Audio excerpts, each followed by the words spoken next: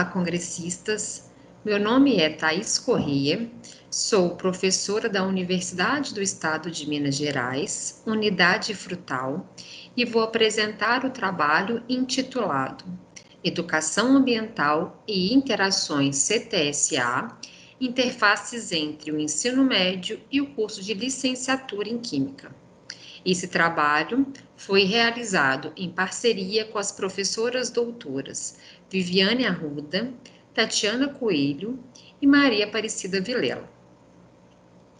O presente trabalho trata-se de um relato de experiência sobre a realização de um conjunto de atividades educativas promovidas na Semana do Meio Ambiente, fundamentada nos princípios da educação ambiental, dialogando com as premissas do movimento Ciência, Tecnologia, Sociedade e Ambiente, CTSA.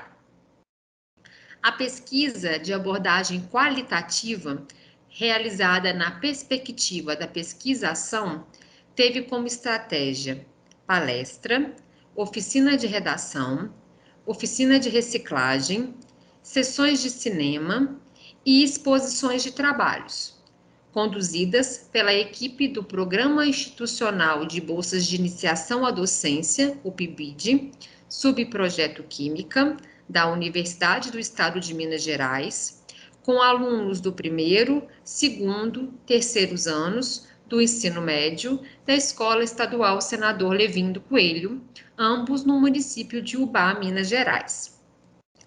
A degradação do meio ambiente, o desenvolvimento sustentável e a necessidade dos processos educativos sobre a perspectiva formativa dos alunos foram pautas abordadas como instrumentos de reflexões sobre os problemas ocasionados pela degradação ambiental e o risco do colapso ecológico, ressaltando a importância da educação ambiental, tanto no ensino médio quanto na formação dos futuros professores.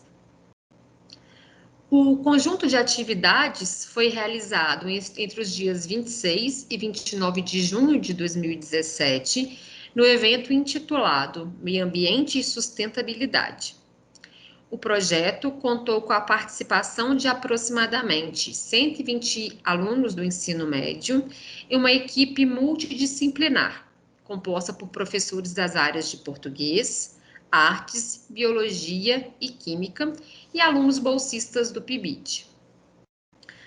As atividades realizadas tiveram boa aceitação por parte da gestão e comunidade escolar, que disponibilizaram espaço e apoio para sua efetivação. Dentre as diferentes atividades realizadas, destacamos a palestra, intitulado O Desafio Ambiental Enfrentado pela Cidade de Ubá, que discutiu a degradação e a contaminação do Ribeirão Ubá, meios para uma possível recuperação e os benefícios da implementação do serviço de esgotamento sanitário no município. Entre as oficinas, destacamos a oficina de reciclagem e de revitalização, que discutiram os 3 R's da sustentabilidade: reduzir, reutilizar e reciclar, como ações fundamentais para a preservação do meio ambiente. O interesse dos estudantes, tanto do ensino médio quanto do ensino superior, mostrou-se notório através dos diversos debates realizados durante as atividades, reafirmando o papel da escola e da universidade na construção do indivíduo para o exercício da cidadania, valorizando as relações socioambientais. Entre os bolsistas e supervisores do PIBID, houve uma reflexão sobre as questões ambientais relacionadas à formação inicial de professores para sua atuação na educação básica, ao mesmo tempo da reafirmação da sua permanência no currículo do curso de licenciatura em Química da UENG Unidade Ubá. Nós gostaríamos de agradecer à Universidade do Estado de Minas Gerais pelo apoio e ao programa PIBID por ter disponibilizado todo o material, a equipe, para a realização, então, dessa proposta. Gostaria de desejar a todos um bom congresso. Olá, o meu nome é Letícia Pascoaleto. Vim representar o Laboratório de Biodiversidade Entomológica da Fundação Oswaldo Cruz e o Grupo Brasil Verde da Coordenadoria de Petrópolis aqui no 17º Congresso Nacional de Meio Ambiente.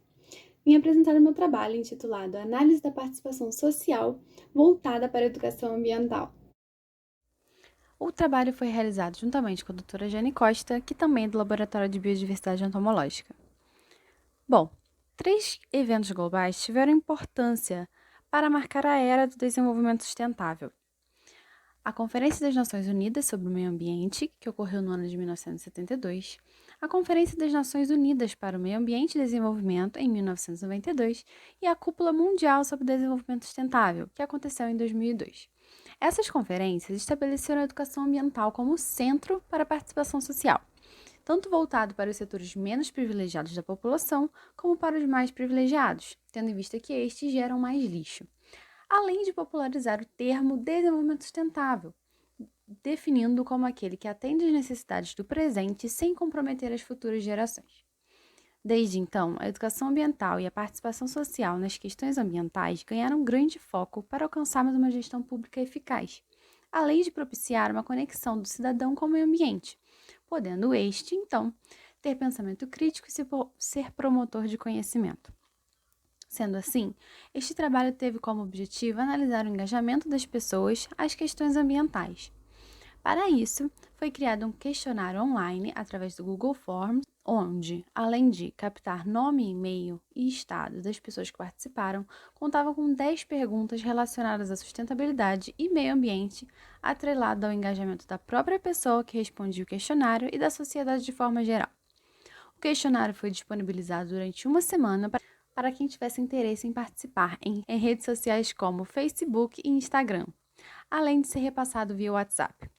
Todas as questões do questionário permitiam apenas uma marcação de resposta, com exceção da questão que focava na área de atuação profissional. Nesta era possível marcar mais de uma opção.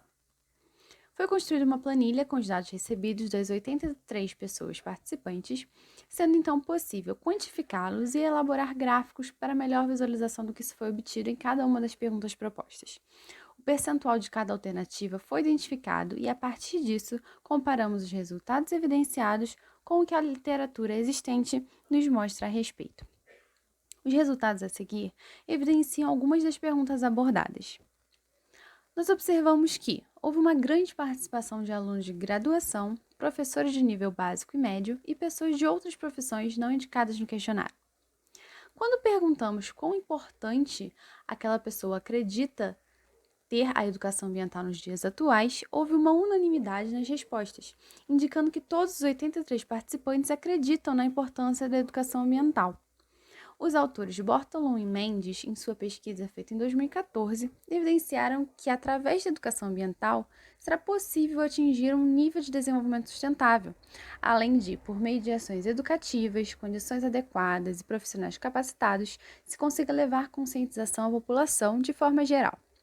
Sendo assim, a educação ambiental é um importante instrumento de desenvolvimento crítico do ser a respeito das questões ambientais, contribuindo para a preservação e conservação do meio ambiente. Quando perguntamos se em sua vivência diária o participante se deparava com questões ambientais, veiculadas de diferentes formas, 61,4% responderam frequentemente, 30,1% responderam às vezes e 8,4% responderam raramente. Nenhum participante optou pela opção nunca. Ao perguntar se haviam projetos ambientais nos bairros onde moravam, metade dos participantes afirmou que não, e 20% disse não saber a respeito. Isso mostra a precariedade de projetos e ações ambientais, que além de conscientizar a população, trazem saúde para o meio ambiente. Com relação ao engajamento da sociedade a respeito das questões ambientais, mais da metade dos participantes respondeu que vê a sociedade pouco engajada, e apenas uma pessoa disse que a sociedade está muito engajada, o que nos mostra pouca participação da sociedade nos respectivos temas. A partir desse estudo, foi possível evidenciar que grande parte das pessoas assume não conhecer propriamente as questões relacionadas ao meio ambiente e se envolve pouco nas questões ambientais, além de verem a sociedade como um todo pouco engajada no assunto e a falta de projetos e ações nos bairros com essa temática. Porém, todos os participantes acreditam na importância da educação ambiental para a criação de pensamento consciente e atitudes visando na preservação e conservação da natureza. Conclui-se que ações de educação ambiental vêm sendo cada vez mais necessárias, tanto no âmbito formal como no informal, para promover conhecimento a respeito da sustentabilidade, incentivando e potencializando a participação da sociedade. O respectivo trabalho também mostra como há muito pouco na literatura sobre o engajamento ambiental, já que ao longo do estudo foi difícil encontrar trabalhos com esse viés. Sendo assim, ele também colabora para um maior conhecimento sobre o assunto, além de trazer questões relevantes. Muito obrigada! Olá, meu nome é Érica Curaoka, eu sou funcionária da Companhia de Saneamento do Paraná e vou apresentar o trabalho intitulado Desenvolvendo Jogo de Tabuleiro para falar sobre o uso correto da rede de esgoto, no 17º Congresso Nacional de Meio Ambiente de Poços de Caldas. Esse trabalho surgiu com o intuito de levar para a população em geral, um pouco de educação ambiental de uma forma diferenciada, pois trabalhar conteúdos através de metodologias alternativas, de recursos didáticos diferenciados, facilita a compreensão dos conteúdos que se deseja trabalhar e dinamiza mais a interação entre os participantes, entre o público que está recebendo a informação. Considerando a importância de que a educação ambiental seja continuada, esse material tanto pode ser aplicado dentro do ambiente escolar pelos professores, quanto por educadores ambientais em ações feitas com a comunidade, em feiras, em praças, em museus, em reuniões comunitárias, em feiras de saúde, Então tem várias formas de estar utilizando esse material que foi desenvolvido. O objetivo foi esse, construir um jogo de tabuleiro para ser usado como apoio didático para os educadores ambientais. E o tema escolhido para desenvolver esse jogo, com o cunho de educação ambiental, foi o uso correto da rede de coleta e tratamento de esgoto. A metodologia foi feita todo um levantamento teórico, com respeito à educação ambiental, o desenvolvimento de jogos didáticos e com respeito ao saneamento, especificamente a parte de coleta e tratamento de esgoto e as dificuldades que as companhias de saneamento enfrentam com o uso inadequado das redes coletoras. Como resultados, nós tivemos a construção de um tabuleiro que representa uma cidade com diversos caminhos para se levar os resíduos de diferentes pontos da cidade até a estação de tratamento de esgoto. Além do tabuleiro, para se jogar e andar ao longo das trilhas do tabuleiro, utiliza-se um dado e conforme a progressão no jogo vão sendo retiradas cartas de um baralho, que vai dizer qual a atitude que a pessoa tomou, com aquele resíduo que ela está transportando até a estação de tratamento de esgoto. E também confeccionamos um manual de regras e orientações e um texto de apoio para que o professor ou o educador ambiental possa trabalhar com a turma ou com o público antes de começar o jogo. Foram feitos dois tipos de testes, um com protótipo e um com o jogo finalizado. Foram utilizados 2 grupos para testar o jogo, um grupo de crianças e adolescentes de 10 a 16 anos e um grupo de adultos com mais de 35 anos. O primeiro teste foi feito com um protótipo em preto e branco para ter certeza de que, caso o material fosse impresso em preto e branco, não fosse perder qualidade das características do jogo que são importantes para a compreensão do conhecimento a ser trabalhado. O jogo foi para o primeiro teste com os 2 grupos sem um nome para ele, pois foi solicitado que os participantes ao longo do jogo dessem sugestões de como esse jogo poderia se chamar. Os testes, depois de feitos alguns ajustes, os testes finais, foi necessário fazer o quê? aumentar algumas cartas nos baralhos, melhorar o tamanho das trilhas ao longo do tabuleiro, melhorar algumas regras do manual de instruções. E então foi feito um jogo, impresso um jogo colorido, com cartas também coloridas, no material mais resistente, com melhor acabamento, para então fazer os testes finais com os dois grupos. Os dois grupos gostaram muito de estar aprendendo sobre aquele conteúdo, né, que são as formas corretas de utilizar a rede coletora de esgoto e para que serve essa rede coletora, qual que é a importância dela para o meio ambiente e para a saúde pública. O grupo das crianças e dos adolescentes, no início dos jogos, né, dos dois testes, estavam mais preocupados em ganhar o jogo, em passar na frente do colega, em ir mais rápido, estavam mais competitivos. Mas logo eles perceberam que eles precisavam interagir entre eles, se ajudar, um ensinar o outro como usar corretamente as informações do jogo, para poder cada um alcançar o seu objetivo final, né, que era levar o resíduo até a estação de tratamento de esgoto. Então, observou-se que o jogo foi eficiente em trabalhar um conteúdo de uma forma lúdica. E houve muita interação entre as crianças e os adolescentes. Eles deram muitos exemplos de coisas que eles já viram acontecer, o que eles conheciam. E gostaram de saber o jeito certo de fazer alguma coisa. E disseram que iriam explicar em casa, né, para as mães, para as avós, para as tias, para os vizinhos. O grupo de adultos, desde o começo dos dois testes, eles tinham, por terem mais experiência, eles tinham mais coisas para compartilhar entre eles, né? E vários deles admitiram que faziam coisas erradas e disseram que faziam daquele jeito que não era o certo por não saber que tinha um problema mais para frente que poderia acontecer, né? Que as consequências poderiam ser catastróficas, né, para o meio ambiente e para a saúde pública. E gostaram de entender o porquê que não fazer daquele jeito e também conhecer a forma correta de fazer o serviço, né, para não prejudicar o meio ambiente e no futuro esse prejuízo do meio ambiente não retornar para eles mesmos, né.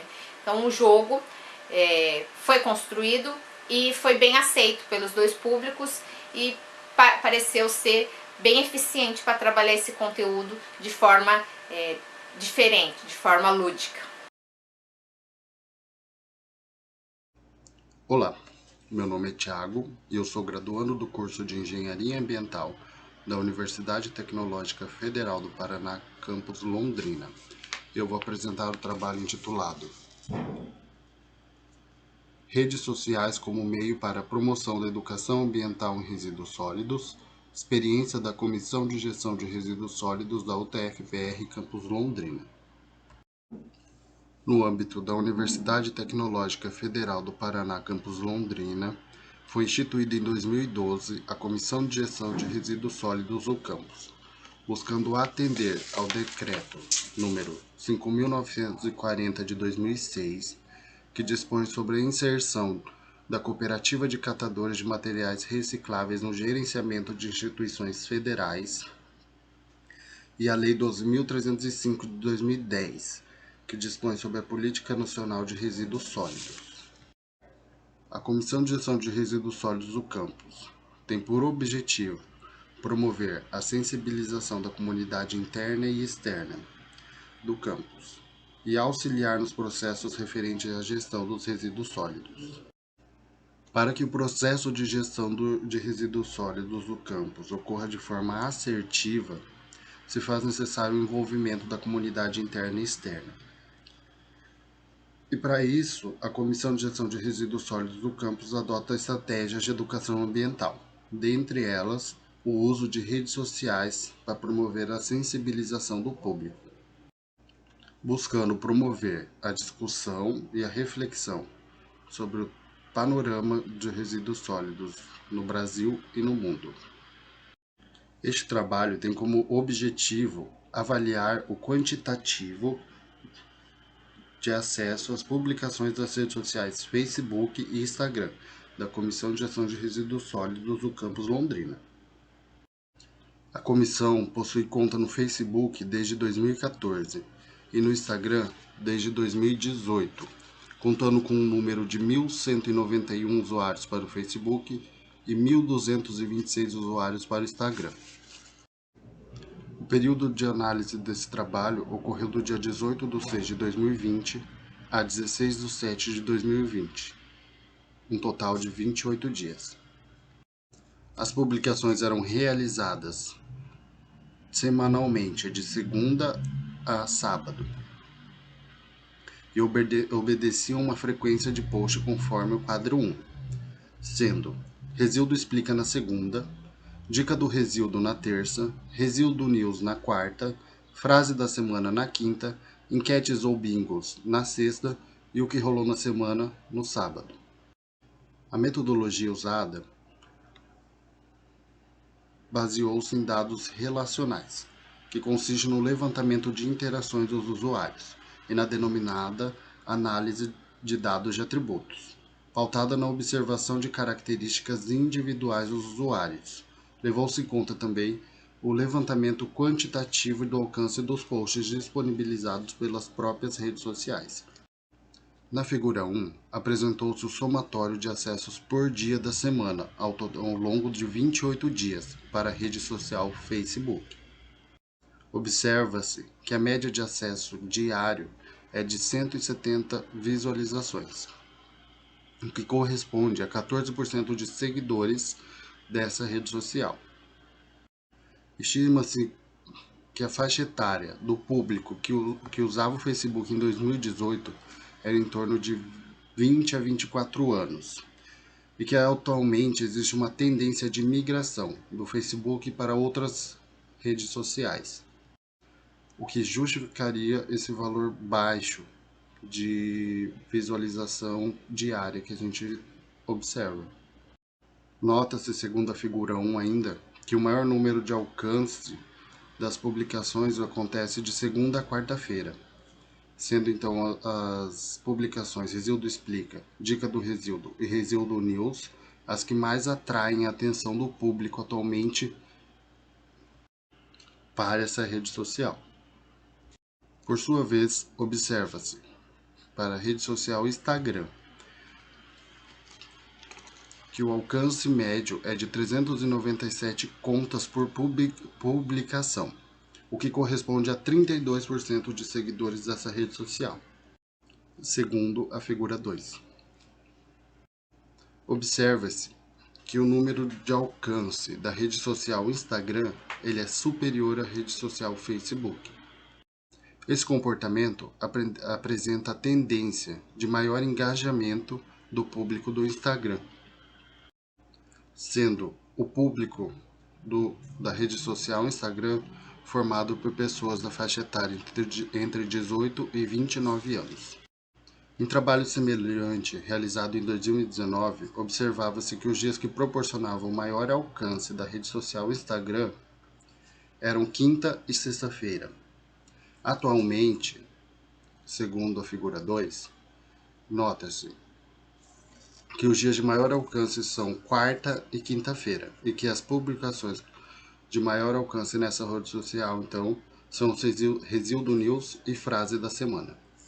Os dados apresentados nesse trabalho demonstram o potencial de utilização das redes sociais como instrumento de sensibilização para a promoção da educação ambiental. Nota-se que entre as redes sociais, Facebook e Instagram, atualmente, o Instagram ele possui um melhor desempenho no alcance das publicações.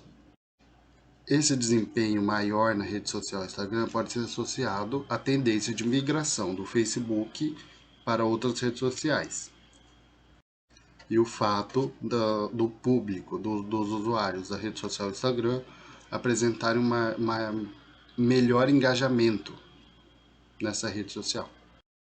Os dados sobre o tipo de publicação que atrai maior alcance são importantes para a comissão, para a gente poder criar conteúdos que consigam proporcionar um melhor alcance, um melhor engajamento e, consequentemente, a melhor sensibilização do público. Esse processo de você identificar qual é a preferência do seu público facilita, auxilia a gente da comissão em buscar conteúdos e formas de apresentar esse conteúdo para os usuários. Os autores desse trabalho querem agradecer à Universidade Tecnológica Federal do Paraná, Campus Londrina, pelo apoio institucional e financeiro, e a Fundação Araucária também. Muito obrigado. Eu sou o professor Carmino Hayashi, professor visitante sênior do Instituto de Ciência da Natureza da Unifal. Políticas públicas de gestão ambiental e sustentabilidade no Brasil. As políticas públicas ambientais, eles são classificados de acordo com suas características, em setor público e setor privado.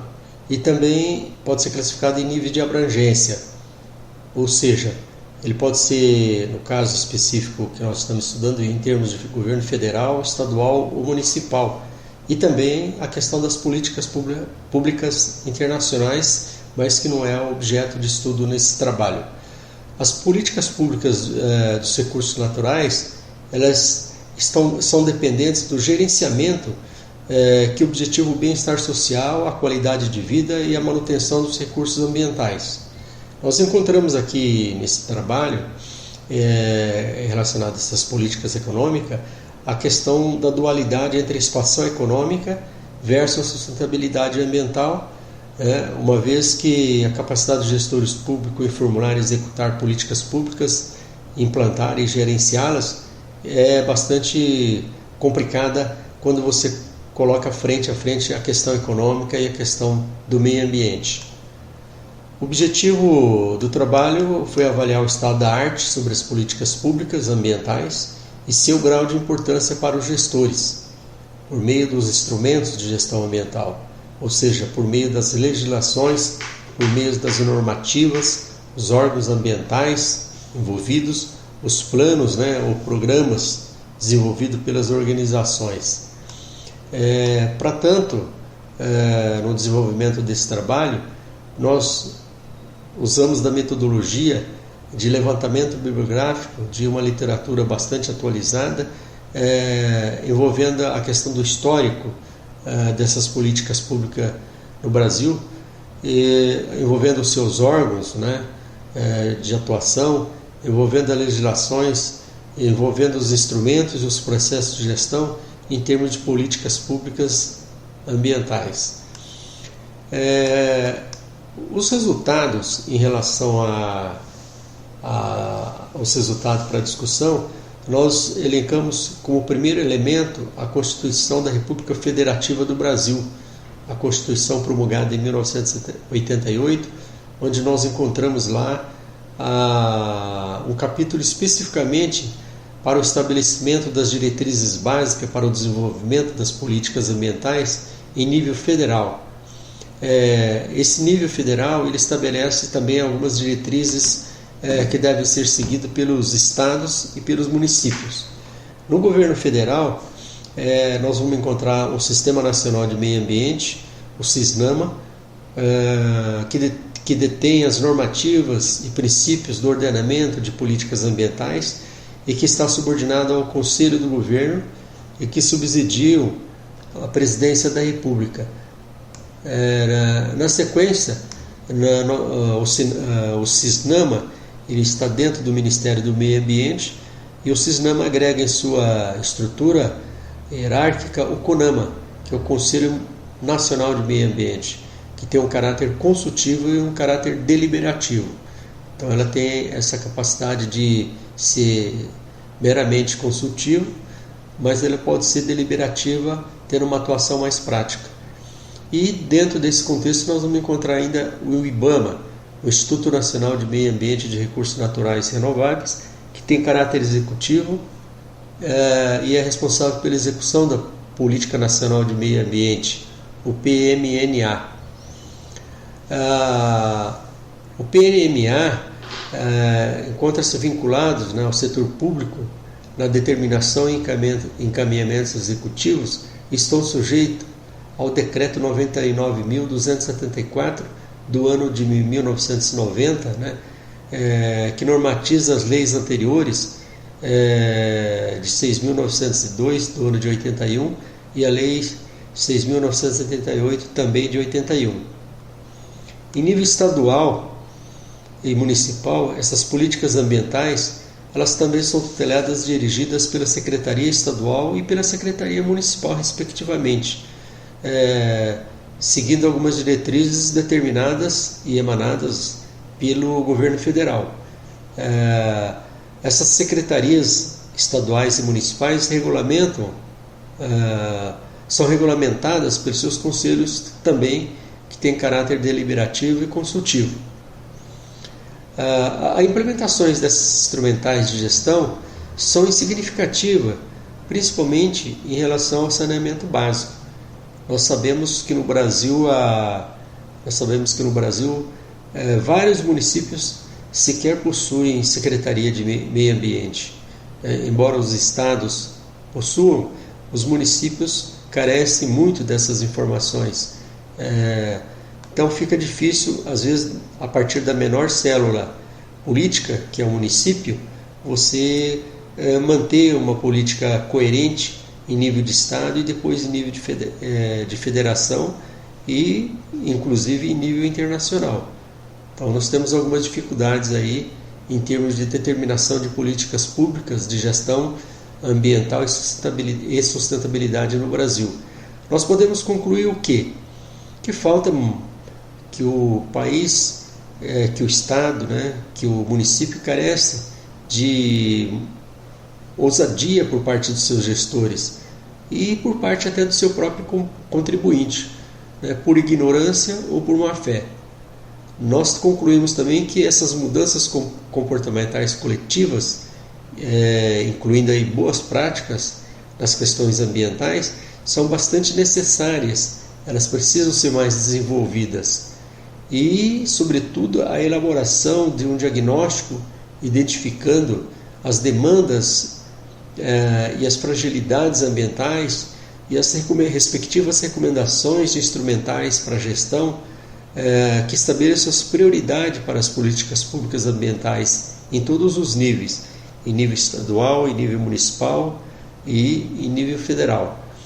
Falando novamente em termos de mudanças comportamentais e boas práticas ambientais, em todos os níveis, seria urgente uma ampliação em relação à questão da educação ambiental, pois somente através da educação haverá essas mudanças comportamentais de maneira coletiva em relação a essas questões ambientais. Isso significa que, embora as políticas públicas de gestão ambiental sejam importantes, elas se encontram muito aquém do que o nosso país necessitaria. Muito obrigado. Eu sou o professor Carmino Hayashi, professor visitante sênior do Instituto de Ciência da Natureza da Unifal. Gestão ambiental e sustentabilidade no Brasil. A gestão ambiental busca, de forma padronizada e racional, a maximização no aproveitamento dos recursos naturais disponíveis em nosso planeta, sejam eles recursos renováveis ou não renováveis. Em síntese, a gestão ambiental representa a aplicabilidade das diversas áreas ligadas às ciências do meio ambiente e ciências sociais aplicadas de forma integrada a um conjunto de ferramentas administrativas e de gestão de processos, principalmente de caráter socioambiental e de caráter econômico. Considerando-se a complexidade interdisciplinar e a transversalidade sobre a gestão ambiental com a sustentabilidade, neste trabalho objetivamos estabelecer uma busca ampliando conceitos, descrevendo o histórico e o estado do conhecimento sobre a gestão ambiental sustentável no Brasil. Como metodologia, nós utilizamos na revisão bibliográfica, visando abarcar e determinar o estado do conhecimento, o estado da arte, através de uma revisão teórica, empírica e histórica sobre o tema. O trabalho ensejou identificar as lacunas existentes e os principais problemas teóricos ou de metodologia, tais como levantamento e análise de conteúdos relacionados ao processo de gestão ambiental sustentável no Brasil. Nessa metodologia, buscamos apresentar a discussão de conceitos históricos e características relevantes sobre as demandas ambientais em seu planejamento, implementação e principalmente gestão através do que nós chamamos de controle ou que nós chamamos de fiscalização.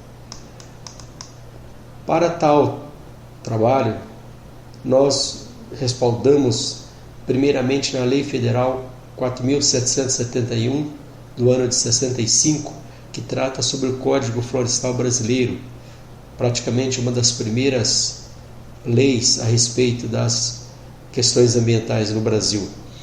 Posteriormente, 2 anos após, a Lei 5.197 do ano de 67 tratava da proteção da fauna e da flora.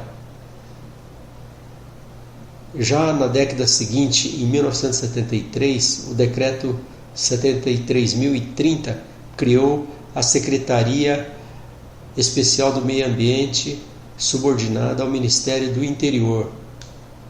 Praticamente, com a criação da Secretaria, iniciou-se o desenvolvimento, de fato, na amplitude do Brasil, em termos de políticas ambientais. Na década de 80, especificamente no ano de 81, a Lei 6.938 versava sobre a Política Nacional de Meio Ambiente no Brasil. Esse praticamente foi um marco histórico, apesar de que nós já estávamos na década de 80. Em 86, através da Resolução 01, foi aprovado pelo Conselho Nacional do Meio Ambiente, o CONAMA, esta resolução que estabelecia as responsabilidades, os princípios e regras para a implementação do uso da avaliação de impactos ambientais como instrumento de política nacional do meio ambiente. E, posteriormente, por ocasião da promulgação da Constituição Federal Brasileira, no ano de 1988, dedicou-se um capítulo exclusivamente a respeito das tratativas sobre questões ambientais e outros parágrafos correlacionados. Ainda no final do século passado, no ano de 1998, a Lei 9.605 tratava de crimes ambientais, prevendo penalidades criminais e administrativas, controle de práticas prejudiciais ao ambiente, corresponsabilidade e sanções dos envolvidos, especialmente pessoas jurídicas e funcionários públicos. O processo de gestão ambiental é bastante complexo, então exige uma integração de áreas científicas, áreas administrativas, econômicas, inclusão de novas ferramentas tecnológicas e ações estratégicas e não simplesmente meras legislações. Como conclusão desse trabalho, podemos dizer que as organizações públicas e privadas necessitam reavaliar continuamente seus procedimentos através das análises de suas variáveis ambientais para a redução dos impactos, sendo que essas reavaliações elas devem ser empreendidas a partir de uma gestão ambiental estruturada, adequada à legislação vigente e à redução dos custos e, consequentemente, a melhoria da sua imagem perante a sociedade que a custeia. Muito obrigado. Olá, eu me chamo Tainá Gomes, sou do município de Campos dos Goytacazes e sou mestranda no curso de pós-graduação em Geografia da Universidade Federal Fluminense. É uma honra estar aqui hoje para falar um pouquinho da nossa pesquisa. Vamos lá? Bem, a pesquisa tem como título Mapeamento de Geoindicadores e Parâmetros de Qualidade Ambiental na Orla de Campos dos Goytacazes, Rio de Janeiro. Os autores são eu, Tainá Batista Gomes, Carla de Almeida Pontes Buchal e Eduardo Manuel Rosa Bulhões. Contextualizando um pouco o nosso tema, a gente sabe que ao longo dos anos a fragilidade dos ambientes costeiros, bem como o uso e os prejuízos econômicos causados pela interferência humana, faz com que surja a necessidade do poder público respaldar o planejamento e ordenamento dessas áreas. Bom, nesse sentido, o município de Campos dos Goytacazes se destaca no estado do Rio de Janeiro porque em 2015 a gente tem a homologação do PGI, do Projeto de Gestão Integrada da Orla do município. Bem, o objetivo geral desse trabalho é produzir o diagnóstico ambiental na Orla do município no que tange o meio físico e também o socioeconômico.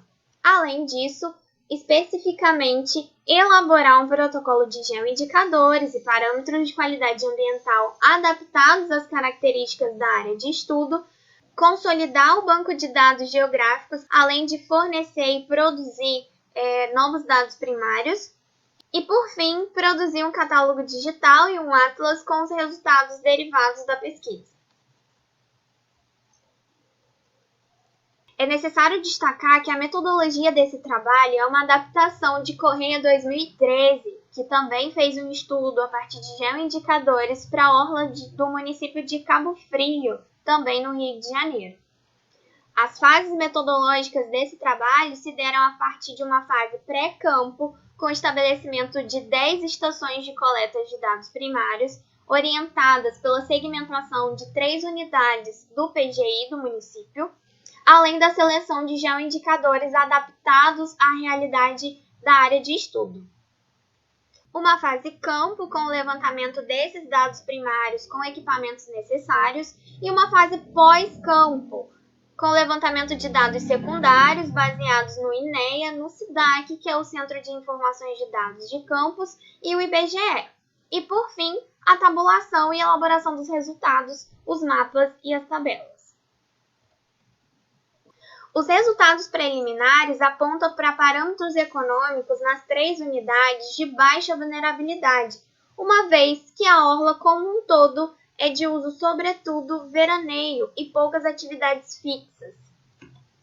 Já os parâmetros sociais se destacam na unidade 2, uma vez que apresenta média vulnerabilidade devido sobretudo à característica de infraestrutura de lazer e turismo que se destaca nesse trecho da orla.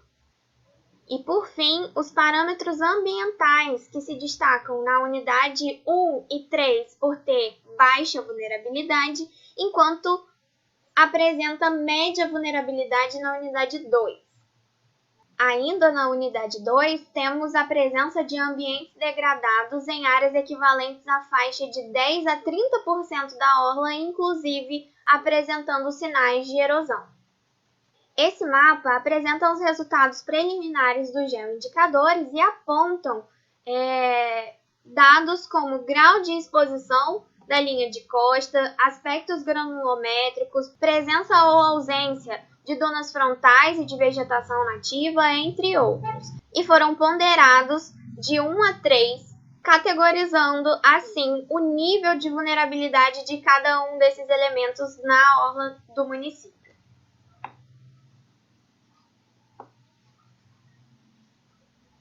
Caminhando para as considerações finais, precisamos destacar que esse trabalho ainda está em andamento e conta com o uso de parâmetros econômicos, sociais e ambientais, além do uso de geoindicadores, para indicar a fragilidade do litoral a processos erosivos e assim subsidiar as ações previstas para a orla do município.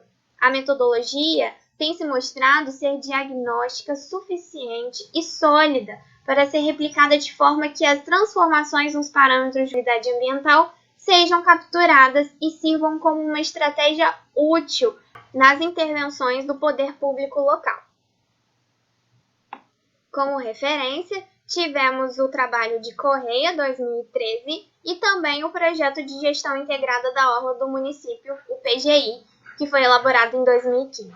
Muito obrigada!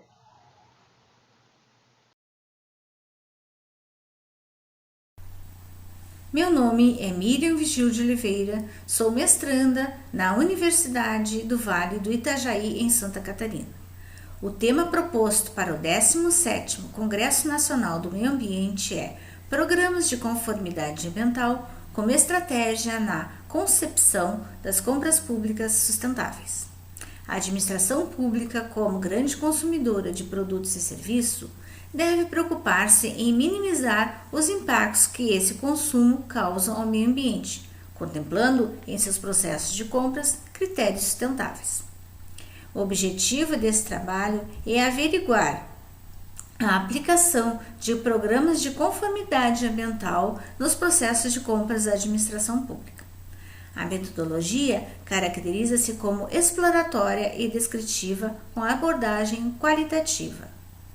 Obteve-se os resultados através de uma pesquisa bibliográfica nas plataformas digitais sobre o tema. Como resultado, observou-se que algumas instituições contemplam critérios sustentáveis em seus processos de compras, outras encontram obstáculos e barreiras. Observou-se também que não identificamos nenhum programa de conformidade ambiental nos materiais pesquisados. Como consideração final, observa-se que a administração pública tem o dever de contemplar o desenvolvimento sustentável em seu processo de compras. Então, a partir disso, sugere-se a implementação de um programa de conformidade ambiental para que ele consiga atender os seus objetivos. Muito obrigada.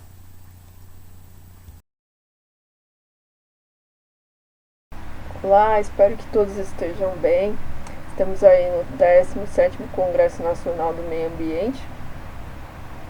Meu nome é Ligiane, eu sou aluna do curso de mestrado em Gerontologia pela Universidade de São Paulo e juntamente com o professor Humberto Miguel, nós desenvolvemos um trabalho aí a respeito dos fatores ambientais e doenças crônicas não transmissíveis, mais especificamente a influência dos metais pesados. Por que o interesse por esse tema, né?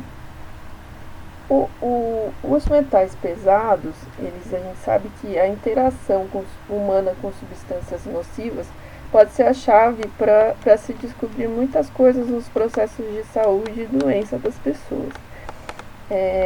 Muitas vezes essa interação se dá pelo meio onde se vive, pela exposição ocupacional e muitas outras, irritação.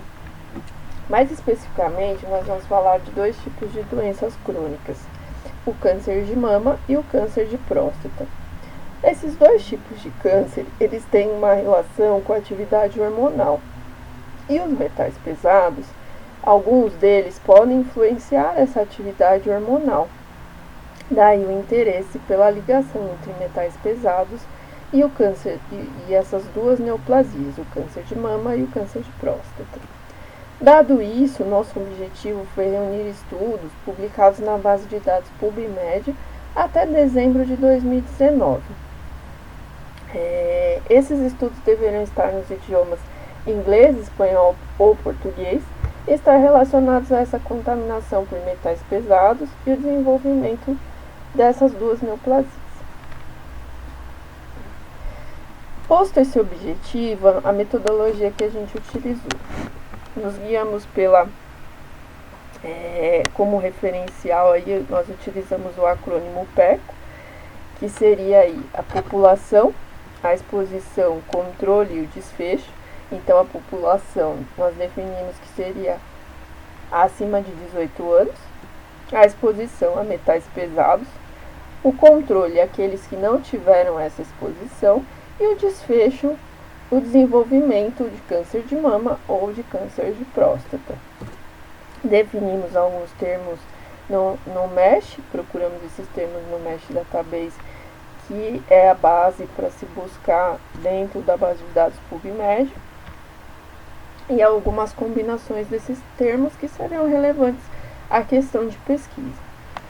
A partir da nossa busca inicial, a gente chegou aí em 124 estudos de maneira geral, sendo 78 relacionados ao câncer de mama e 46 estudos relacionados ao câncer de próstata.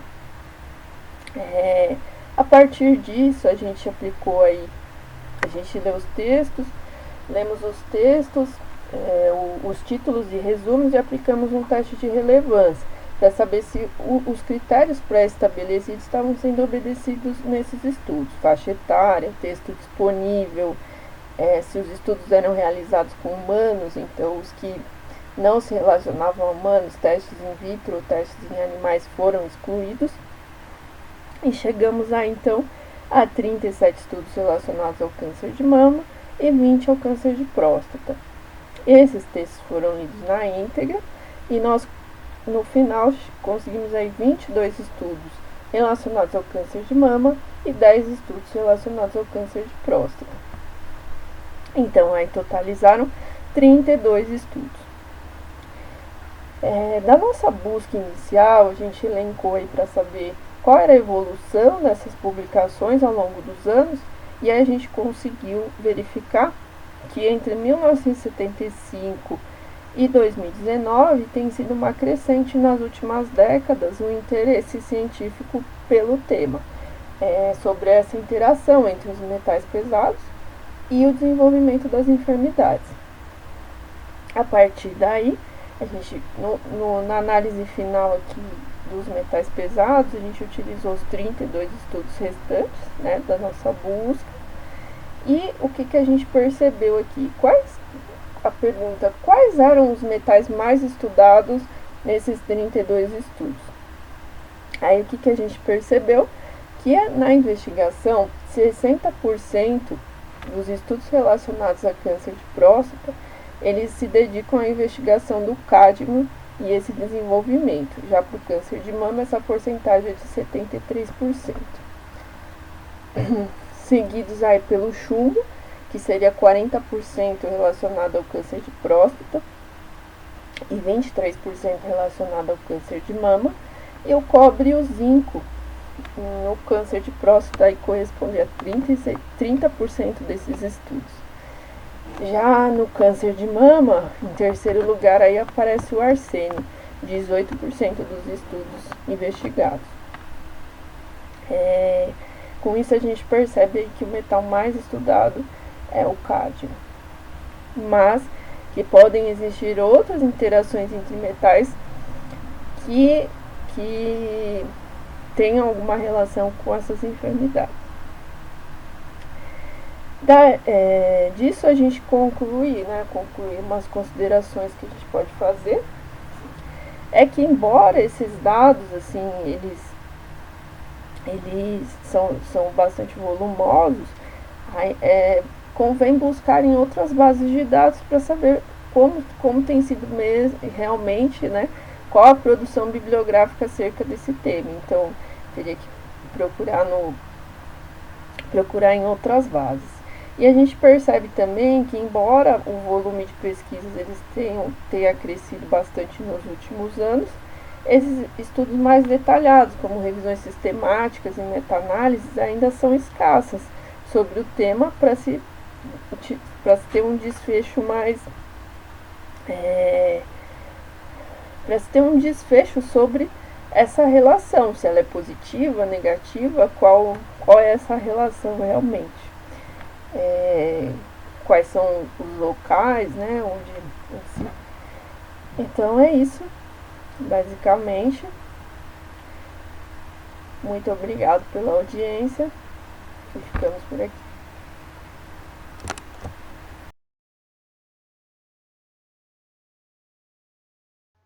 Boa noite, pessoal. Meu nome é Bianca Oliveira Rocha. Eu venho aqui no Congresso Nacional de Meio Ambiente apresentar o trabalho intitulado Análise do EIA da PCH Santa Rosa 1, Rio de Janeiro e Minas Gerais, segundo as boas práticas de AIA. Então, na introdução, né, eu trago o Sanches 2006, o qual ele elaborou uma lista de critérios, um roteiro, né, que é um guia com uma série de critérios condensados importantes na avaliação de EIAs, né? No caso, ele fez para projetos rodoviários, mas pode ser adaptado para outras finalidades.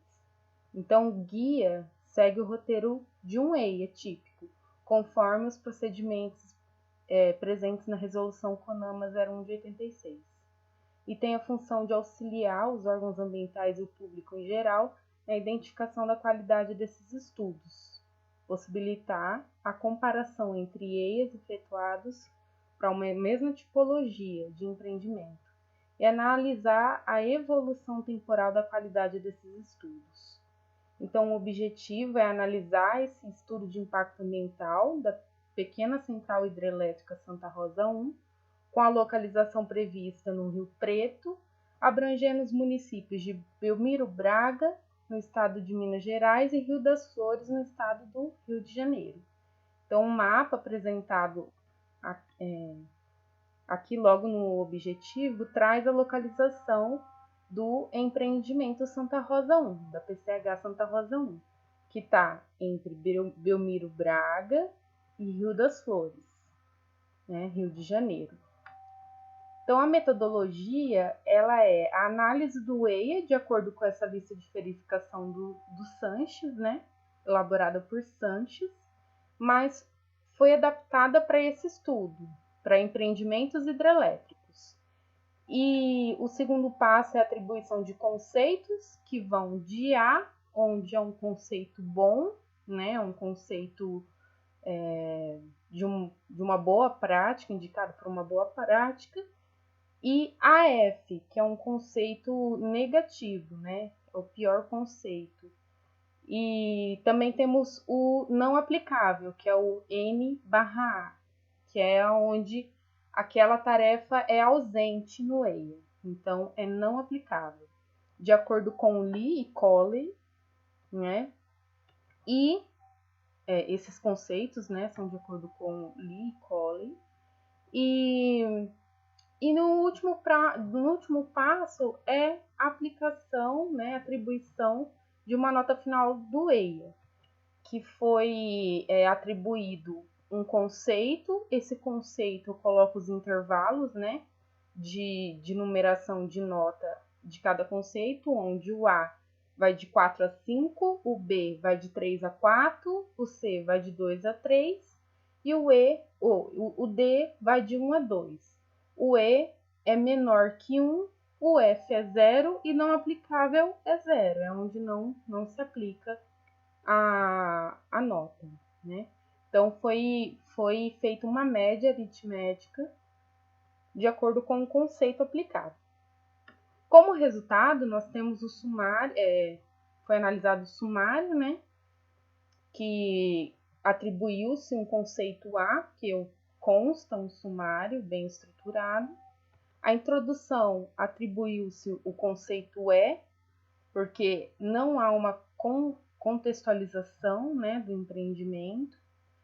As informações gerais atribuiu-se um conceito A, que consta no estudo de impacto ambiental de uma forma geral, consegue se entender, né, as informações contidas nas informações gerais. A caracterização do empreendimento foi um conceito F, porque não consta uma justificativa do empreendimento, não consta a localização exata do empreendimento, há uma confusão entre área diretamente afetada, área indiretamente afetada. Então, a questão de alternativas tecnológicas e locacionais também não são colocadas de forma clara. Então, a caracterização do empreendimento teve um conceito F. O diagnóstico ambiental também teve um conceito F, com falta de informações importantes, né, nesse item, no estudo, que para análise de viabilidade ambiental é insuficiente. O próprio estudo trazia que faltava fazer estudos, levantamentos para determinados tipos de informações, como fauna, flora, né? Então, um conceito F. Análise dos impactos também, como consequência, né, do diagnóstico. Análise dos impactos também foi um conceito F. E os programas de gestão ambiental também foi um conceito F, já que falta informações no diagnóstico, a análise dos impactos foi insuficiente, consequentemente, os programas de gestão também são. Atribuiu-se um conceito F. Então, conclui-se, né, que a falta de informações primordiais em CIEA, principalmente em alguns capítulos do documento, tais como diagnóstico ambiental, avaliação de impactos ambientais, medidas de mitigação e de compensação, no momento da gestão, né, consequentemente acarreta uma insuficiência na essência do EIA, que é exatamente atestar ou não a viabilidade do empreendimento. Então, sendo assim, a nota dada ao EIA é D, significando que, em termos de conteúdo e forma, o EIA se mostra inadequado para o processo de licenciamento ambiental. Que no caso, né, nesse caso, quem licenciou foi o IBAMA, porque é um empreendimento que se encontra entre dois estados. Então, eu agradeço, né, ao Unesp, ao Programa de Pós-Graduação Profiágua, à Agência Nacional das Águas e o CNPq. Muito obrigada.